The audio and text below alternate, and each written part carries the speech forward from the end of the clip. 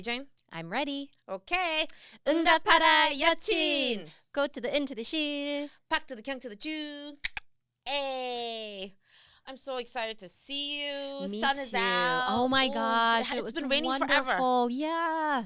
I know it's We've like Seattle experienced to like talk all about. the seasons in 1 week. Yeah. Oh my gosh, it hailed yesterday. Did it hail for you? No, we got like slushy rain. Yeah. Mm-hmm. Global warming is real. Seriously. But yeah. Jane, Mm-hmm. you have something you want to tell me. Oh, you know that feeling when you're scrolling TikTok and you come across a video and you feel personally attacked? Quite often. You know that's me every day, Jane. It doesn't happen to me.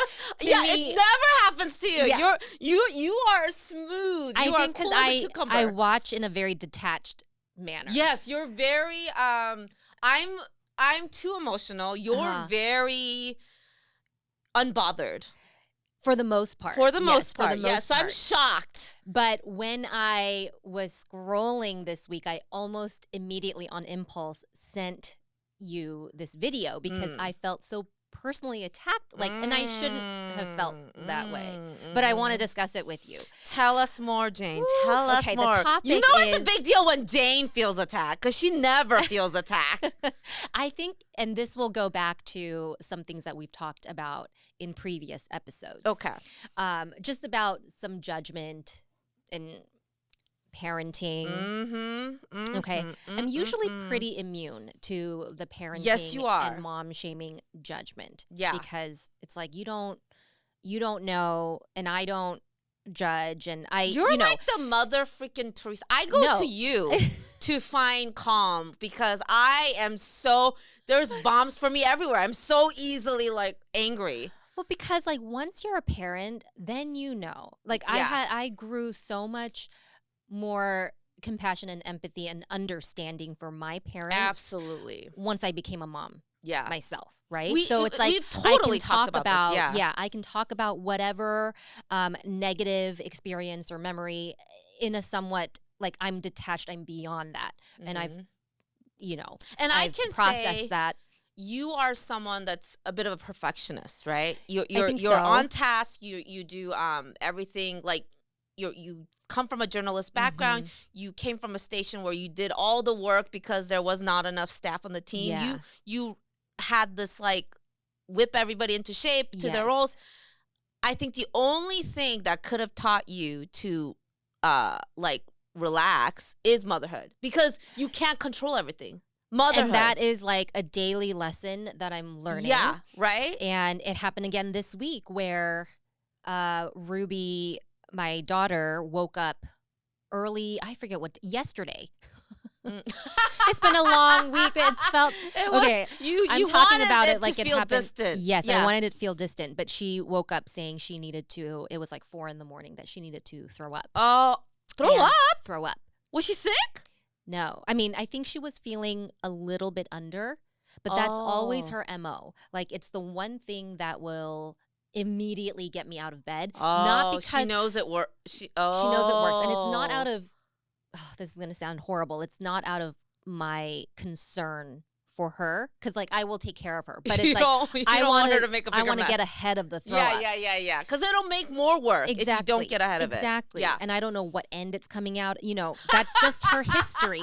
Her history. Did you say you don't know what end? I don't know what end it's going to come out because we've had experiences where she's had accidents and we think it's throw up, but it's the other thing. Oh. And so I'm just like, I'm so tired, but it immediately wakes me up. You go on alert mode. What do I do? Alert mode. Yeah. And also my dad was in town on business. Oh my God, you had such a crazy week. And he was going to stay with us last night. And my dad lives in California. I don't see him all the time, so I'm obviously going to cook for him. Yeah. Right? So I had my day planned out like I don't know that, how you do and I should know by now that I need to leave, reserve 20% or whatever for things to it's to never going to go as you plan. Yeah. And it sure did. But to go back to your point, motherhood is teaching me, I'm the present tense. Yeah. But there's nothing else that could teach you the way this motherhood teaches you because, like your job, you got a handle on your job. You had a system, right? Yeah. But motherhood, when it comes to children, it's it really is a humbling experience. It really is. And like I said before, and will always say, this was the one job that I thought I would nail, and this is the one job that is schooling me every day. You know what? You are nailing it. You're just never gonna feel like from an outsider. Yeah. You are fucking nailing it. Trust me, because I do not go hard as you. I can't. I don't. I'm not possible.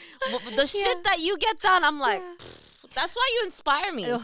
Well, can I tell you about why I was triggered and felt so attacked? Let's get to that. Okay. Yes. So this video was addressing parents who speak a different language. And it was like, if you're a parent and you speak your native language, but you're not teaching it to your kids, then what's up with that, right? And mind you, we have talked about this before. Yes, we have. That we both are raising Korean American kids. Yes. We both speak Korean. Yes. We do all the things in Korean, but our kids are, I would say, they're learning. They need to learn.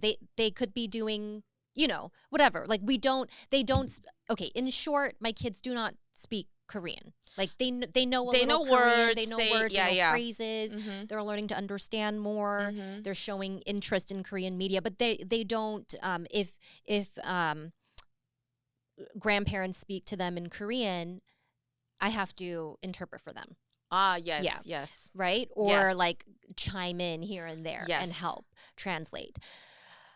Woo, but it's something that I'm actively working on. Yes. Mm-hmm. And I felt it was... Like, yeah. You felt... I had like a visceral kind of impulsive reaction, like a defense, like going on defense. Like, because you don't know and we don't know, and I don't judge anybody. Mm-hmm. You know what I mean? But at the same time, it is my complex that I have, because I felt, what have I done all these years? But to answer that, there's so many things, so many reasons why. It's your own insecurity. It is an insecurity. It is an insecurity. It's an insecurity and of mine. Felt, And so that's why. But mm-hmm. Don't you hate shit like that? Yes, I do. Because we know as mothers, one of the biggest lessons, the takeaway from motherhood is there's so many factors that we have no control over. Exactly. And there's so many, you are dealing with so much. Yes. You have, okay, can we talk a little bit about how much you put your time in for Ruby? Because every time you, I always know you get stressed out because you have to actually plan out her year. Right. Yeah. No. Usually, parents. I mean, of course, we all do to some level, but the level that you have to sit down, and because Ruby needs extra help. Yes. So she is in special education. Yeah. She has developmental delays, speech delays. So she has what is called an IEP. A lot of people, if you don't have kids in special ed who get special services, you don't know what that is, but it stands for Individualized Education Plan. Yes. And it just ensures that you get the services that you need and support in the classroom, especially in a general education setting, because that's what she's in. Most of the time, she's, 99% of her school day is in her classroom, but she gets some things where she's pulled out. Yeah. And then she has some specialists in the classroom working with her, and you are so on top of that. And that takes so much research. Mm-hmm. Not only that, it's not like everyday information. So you have to go find what's out there and available for you. And you advocate for her so hard.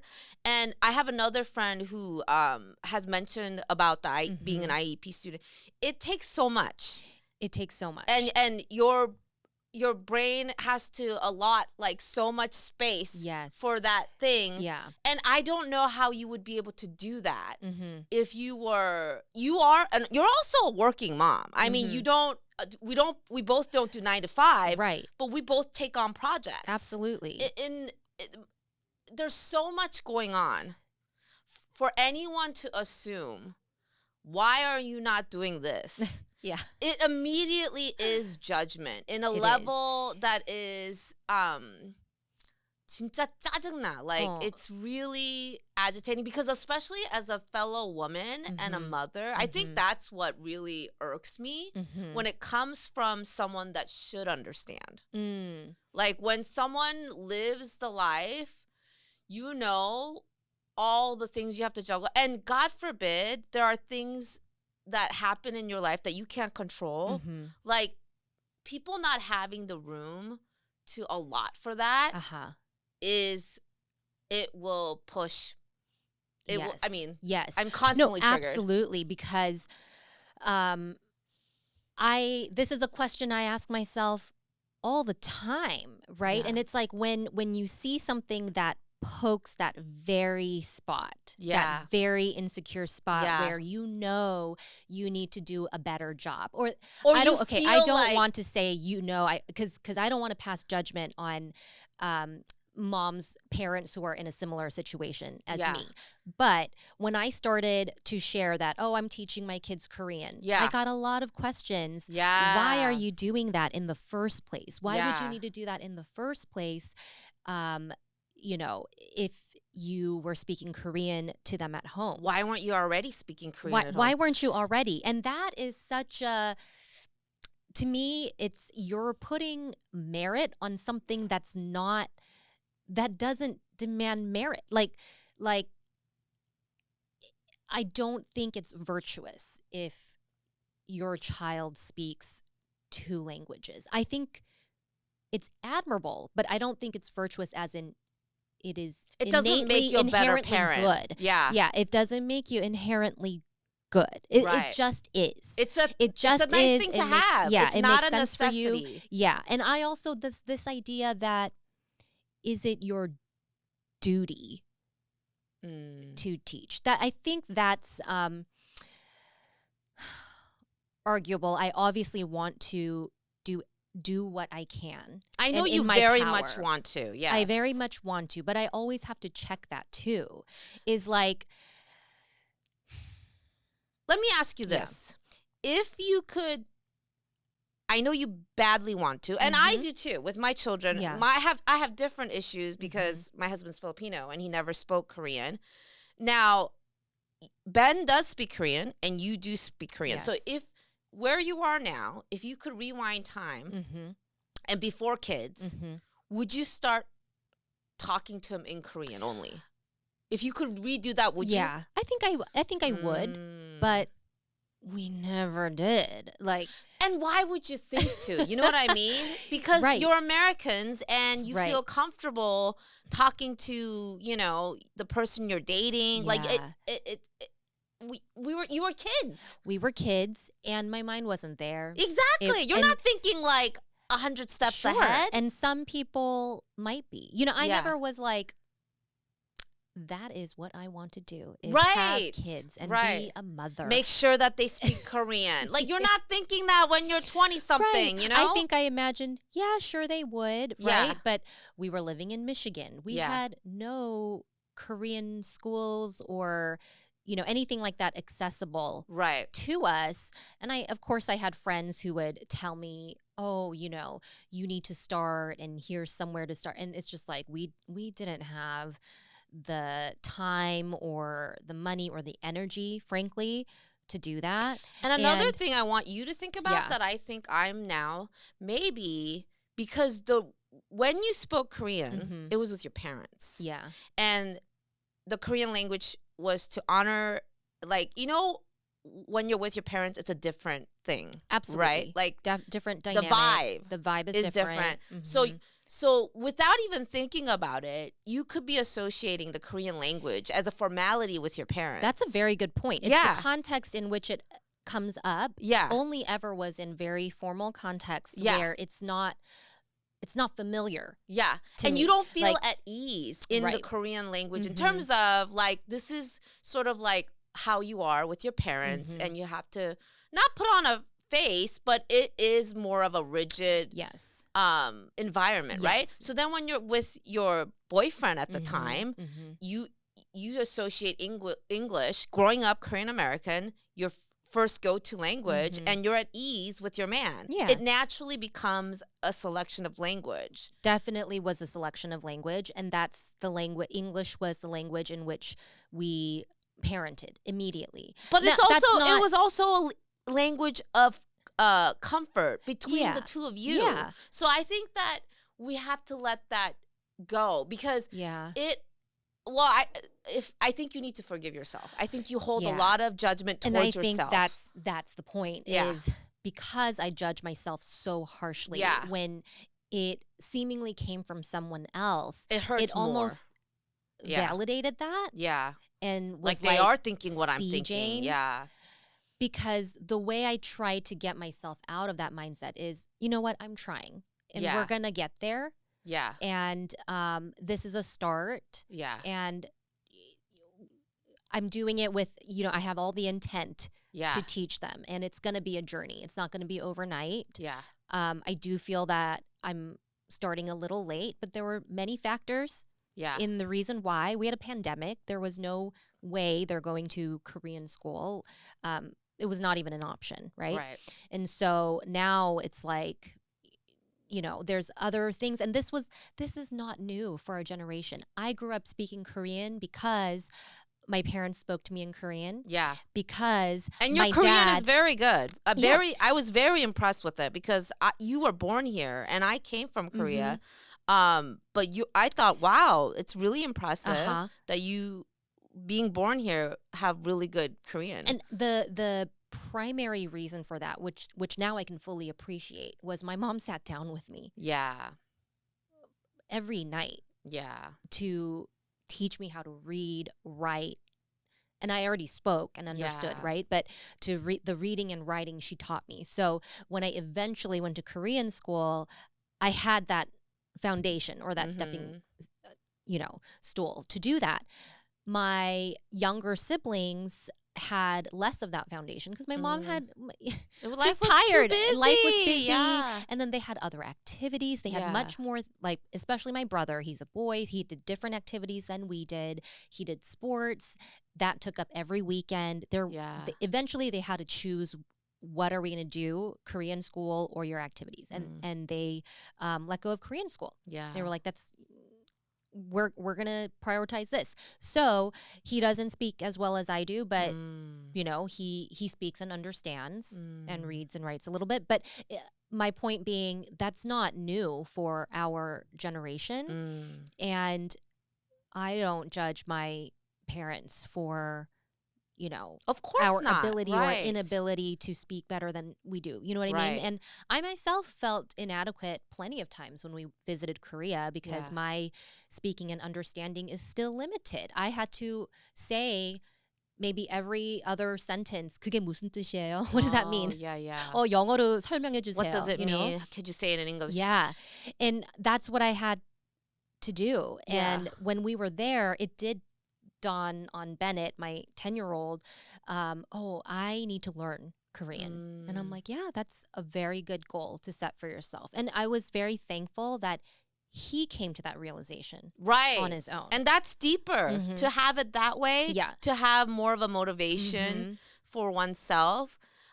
When I try to teach my kids Korean, sometimes I'm like, you know what? The fastest way is for me to speak only Korean. So I start speaking only Korean. I'm like, from now on, you guys, I don't even care if you don't understand. We're just going to go with it. So I said, 이리 와봐. Huh? Mom? Speak English. Why are you talking like that? Why are you yelling at me? I don't understand. What is that? And then they go, what? I'm like, oh.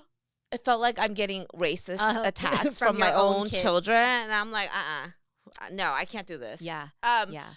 We still have time. There are kids. Absolutely. I think this is what I love about you.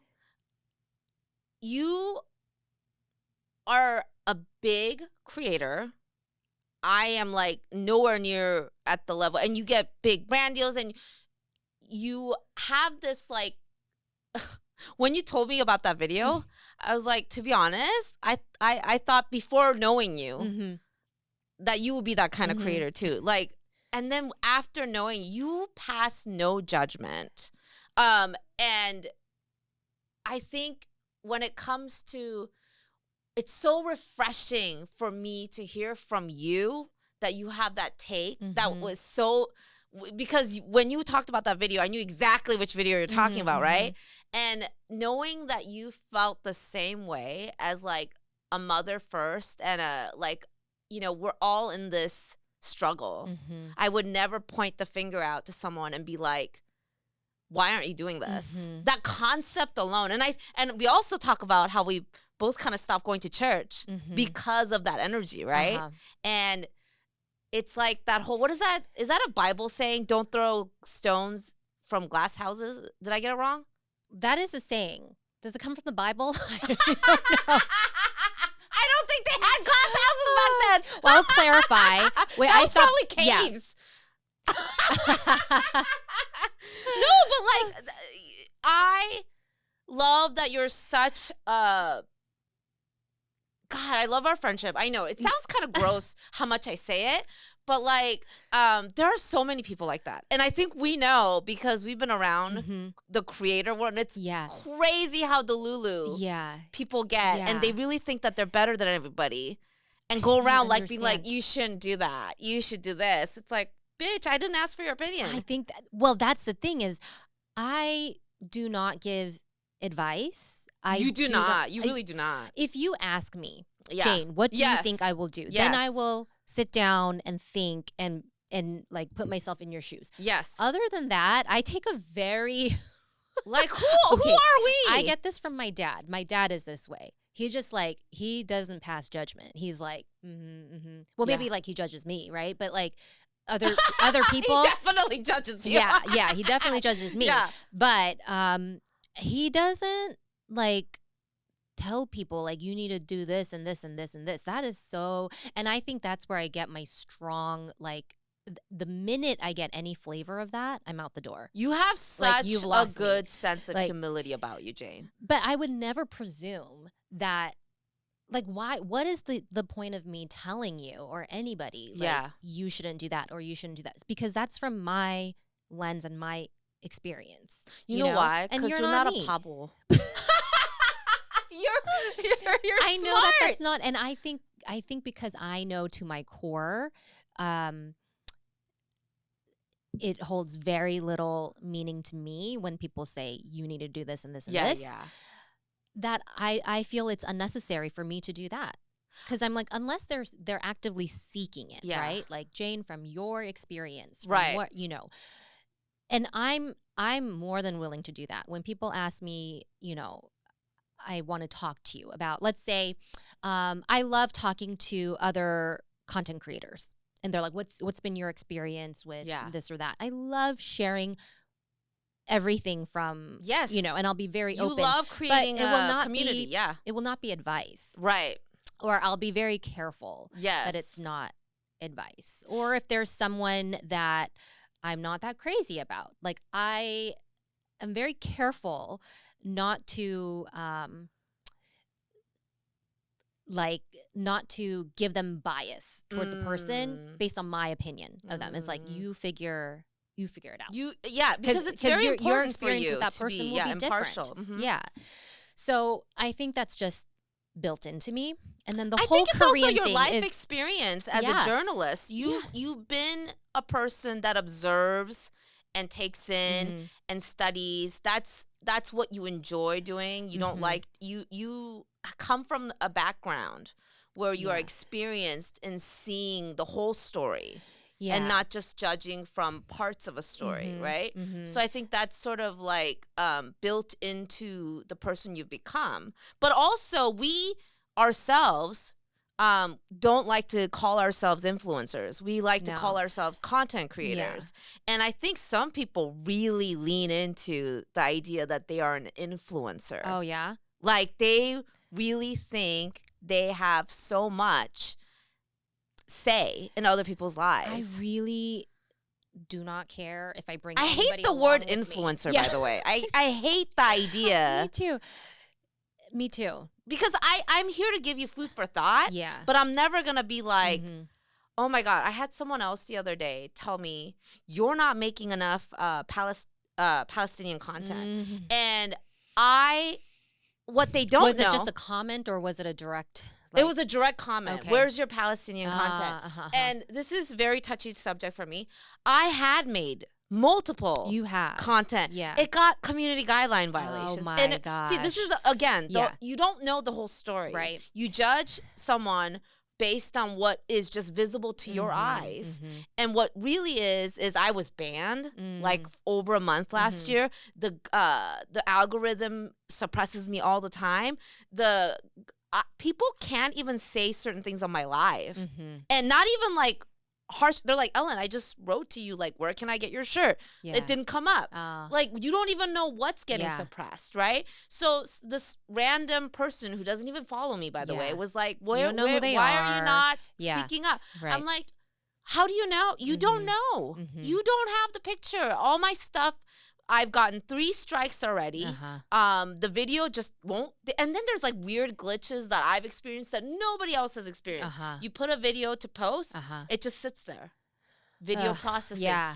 And it never goes up. And then I even did this thing where I like private the video and then put it back up. The video just went gone. Oh my gosh. And that's hours of work that you put into that I don't get paid for, that I made from my heart to support what I thought was, important to know about Palestinian folks that are struggling, and I'm already upset about it. And then here comes some random person that's like, why are you not doing this? I'm like, you don't even make content at all. Are you fucking kidding me right now? Right. That audacity. Yeah. Just, it's, but I think that you and I both come from a position of, like, we try always, first and foremost, to put ourselves in those shoes. And, and having done that so often, it's really hard for us to see someone that's like, why aren't you? Literally finger pointing, tap, tap, tap, you. Right. Right. But, and considering that you and I are so on the opposite extremes of like, I'm easily emotional, you're very calm, cool, collected, and we still both of us. We're like, that's not it. And that's why I love you, because I know that sometimes I'm like, am I crazy? Don't answer that. I know I am, but then I have like a person that is cool as a cucumber like yourself come and I'm like, okay, see, I'm not crazy. You validate my hot temper. Yeah. Well, I'm glad I do. Thank you for saying. I mean, I think you do the same for me. But yeah, and it's just a topic that's been on my mind lately at the forefront. We do like a little bit of Korean lesson like twice a week, That's when we good, can. Jane. But you know what? There's plenty of weeks where, like last week we didn't do it at all because I was like, you guys, I need a break. I need a break. Part of it probably too is the fact that I think you treasure so much what your mother did for you. I do, because it dawned on when my mom said that. I was like, you're right. I remember you doing that, but I didn't think it was a sacrifice at the time. Yeah, I just thought it was like, yeah, right. I'm like, ugh. But I also genuinely, I was that kid who enjoyed it, and then also it was like the affirmations I would receive when I'm learning it, and that brought me a lot of. It was very rewarding. I do remember that as a kid. So I enjoyed it, but your kids are not going to be the same. same. So many friends who were miserable in Korean school, and I know that all too well. And I too remember watching the clock, like I'm just watching it go from 9 o'clock to 12 o'clock, and it was a long chunk of day. That was me. Yeah. I also took my kid there. Yeah. And he was struggling for life, and I was like, it's not worth it. Oh my gosh. So I even emailed the local Korean school here. Like, hey, when does your registration start for the spring semester? Yeah. Over the holidays. And they said they're not taking any beginning students at the second semester, but if they take an assessment, they can be placed. Immediately, I was like, well, he is not gonna place in an assessment. Like, no, he's not at that level. And then I started panicking a little bit. Like, what did I do? What did I do for 2 years? You know, he was doing online classes, but it was very mild. It was mostly exposure, right? Just to get him used to the idea. And it was you my know mom what kind of who said, heightens our insecurity? Yeah. All the white people trying to learn Korean. That's true. But they have different motivations. Right. See, like they do. Right. They have different motivations. And then it makes me think, well, if my kids really want to learn, they can learn it too. They absolutely can. So we could be stressing about this when we don't need to. I know. You're very right. Because we can tell our children, if the white people can learn, so can you. Well, maybe like when they're in middle school, I mean, your oldest is already in middle school. What are the foreign languages that are offered to him? Do you know? When I was in school, they had Spanish, French, and Japanese. Oh, Japanese. And there were so many students who were in Japanese. Wow. Yeah. Now, wow, that might change. It might change. It might be Can you believe Korean? that we are living in a time where I could not imagine if someone went to me when I was like 10 and told me, as I was sitting by myself trying to dance to K-pop and everybody thought I was a loser. Someone told me, Ellen, give it another, 20 years. If somebody told you that. Korea is going to blow out of this world. I would not have believed it. Right. I was kind of like embarrassed for speaking Korean.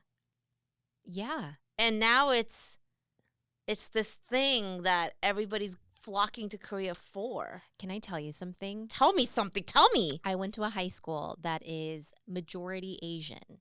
Same. Okay. Well, not when I started, but go ahead. And did you ever watch, I know you watched Mean Girls, but the scene where they're talking about all the different cliques. Yes. And we were that group. I was that group. The Asian group? The Asian group, but it was mostly Korean. Mm-hmm. And by the white teachers, we got a lot of criticism for talking Korean. Yes. Yes. I remember a fight broke out in my high school because these two guys were speaking Korean. And the white kids were literally like, you're in America now, speak English. That was in Bellevue, Washington. And like 5 kids got... Now, my school, I was only one of 4 Koreans. And then when I graduated, there was like a whole class of Koreans. And now it's Newport High School. It is like, I want to say like definitely majority Asian and probably majority Korean. Yeah. It's crazy how much has changed. Yeah. But still, we get the short end of the stick. Oh, yeah. And I had a Korean American teacher. She was I'll just say she was a teacher. And I was so excited for the first time to have a Korean American teacher. Wow. But she didn't acknowledge that part. Wow. I've never even, when I was coming up, I never saw a Korean American teacher. And she never, how did you know she was Korean? Her last name was Park. Oh. Oh my God. Yeah. That's so funny. Yeah. That triggered another thing that I want to tell you. So I was with some women, and this one woman was like, oh, that person doesn't look Korean. And I was like, really? Because that's the most Korean person, like, should I just say, I feel like you've met my friend. No.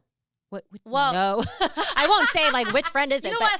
Okay, we're not gonna say names, but if I'm pretty sure you guys have met, and I feel like immediately you know this person's Korean. So, so the person that was telling me that this person did not look Korean was Korean, and I was like, "What are you talking about? If you open a book, and her last name is Kim," I was like, "Hello, that's as Korean as you can get." And she goes, "Oh, her face is just so round." But where does I know? And the thing that bothers me is it's always a preceding statement to something like that. Yeah. I think she was just trying to say my friend's fat. That's what my friend said. And I was like, bitch. Yeah. And then my friend told me that bitch has met me many times and has definitely seen my last name. So there's no fucking way. Yeah. And I was like, that didn't even dawn on me. Yeah. Can you believe this? I can, because I. Oh, you're always like, can you believe this? Yeah, and I'm like, yes. Jane, every fucking time. I'm telling you, I people story, disappoint. She's like, yes, people disappoint. We need to expect less. Oh, yeah. You know, that's why I have a shirt idea that's coming up. That's great. You showed me. Wait, you showed it. Oh, this one. No, yeah, no. I loved you when I knew you less. Okay, there's this one. I got another one. It's gonna be seasoned in disappointments. Is it gonna have a little like like a sprinkle? Sprinkles. Yeah. Ooh, that's a good one. Anyways, I love you so much. Well, I'm so glad that you get me right, and you can send me videos that trigger you anytime. I always do anyway. Yeah, you do. But who would think that you and me would get each other on this level? Like nobody would think like we are BFFs. Yes. And I love that about us. Yes. We should do this thing. 사랑해, Jane. 사랑해.